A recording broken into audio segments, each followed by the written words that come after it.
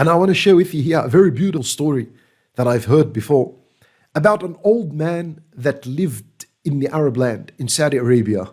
An old man. And he once attended a masjid. Old man living next to the masjid. He always prays his 5 daily prayers at this masjid. And one time the Imam was sharing a hadith with the congregation after the prayer. And he shared with them a hadith that the Nabi sallallahu alayhi wasallam said, كلمتان خفيفتان على اللسان. There are 2 phrases that are very light on the tongue. ثقيلتان في الميزان. They are very heavy on the scale, heavy in hasanat on the scale. حبيبتان إلى الرحمن. And 2 phrases that are most beloved to the most merciful, Allah Azza wa Jal. What are these 2 phrases that Allah loves and they are heavy in the scale and light on the tongue? SubhanAllah wa bihamdihi, SubhanAllah al-Azim. This is what the Imam shared with the congregation. This old man, it was the very first time he ever heard this hadith in his life. So he went to the Imam, excited and happy. And he said to him, Allahu Akbar, Shaykh, please repeat this hadith for me. I want to memorize it before I leave the masjid. فالإمام began to repeat this hadith. كلمتان خفيفتان على اللسان. And he repeated this hadith 5, 6, 7, 8, 10 times until this old man memorized the hadith. Then this old man, he would not see anyone except that he will say to him, come, I just want 1 minute from your time. I want to teach you something. Did you know that the Prophet ﷺ said, there are 2 words, 2 phrases that are light on the tongue, heavy on the scale, beloved to Allah Azza wa Jal, SubhanAllah bihamdih, SubhanAllah al-Azim. And he'll go, yalla, from one person to another, in the masjid, in the shopping malls, in the supermarket, at school, wherever he is, in the taxi, in the bus, anywhere he went, he will say to people, give me 1 minute of your time. I want to share with you a beautiful hadith. And he'll tell them this hadith. He spread knowledge. Look at this. He just had 1 hadith that I'm sure all of us know. Allahu Akbar. And then at the end of his life, when he was dying, they took him to the hospital. Even on his hospital bed, the nurse would come. He would say to her nurse, give me 1 minute. I want to tell you of a hadith. And he would say the hadith. And the doctor would come and he would tell him the hadith. And if these people did not understand Arabic, he would get a translator to translate the hadith for these people. And he died. Allahu Akbar. Imagine what kind of beneficial knowledge this person left and how much hasanat he is earning in his grave right now. For every single person who he taught this hadith and they continue to say Subhanallah wa bihamdihi in their life now.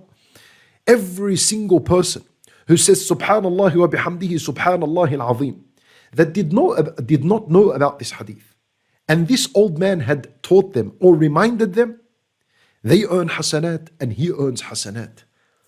What a powerful concept. Do not be stingy with knowledge you have.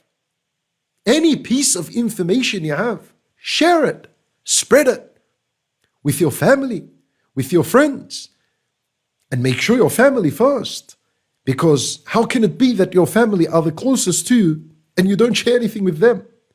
Share with your family because they're your number 1 responsibility. And then share with the world, share with people. Make a post, share it on your social media. Use social media for that. This is what social media should be used for among the Muslim community. Not stupid things that people have unfortunately used social media for. A little clip of you dancing, or you making some kind of strange voice and having a voiceover of some disbeliever that is saying something, whatever it is. Voiceovers. What for? What is this? How is this going to benefit you on the Day of Judgment? Wallah, I tell you, people are sick and they are lost on social media. So we ask Allah Azza wa Jal to give them the ability to make a tawbah and to use their social media for that which will benefit them and benefit others. Wallah, when you spread beneficial knowledge, you are benefiting yourself first before others, because you are creating for yourself a source of hasanat when you die. You're investing for yourself so that when you die, anyone who benefits from from the beneficial knowledge that you spread, anyone who benefits from it and applies it, you earn hasanat as you're alive and after your death. Create an account on social media and dedicate this account only for this project, only to post beneficial knowledge, nothing else, or to share or re-upload, or whatever it is. Do good for yourself. You're benefiting yourself before others. Think of this. This is a project you're supposed to be working on for yourself. You're the one who will earn the revenue and the profits from it in this life and after your death. So don't be stingy on yourself. The one who has knowledge and doesn't share it, he is being stingy upon himself before he's stingy upon the people. We ask Allah Azza wa Jal to put barakah in our work. We ask Him Subhanahu wa Ta'ala to accept from us all.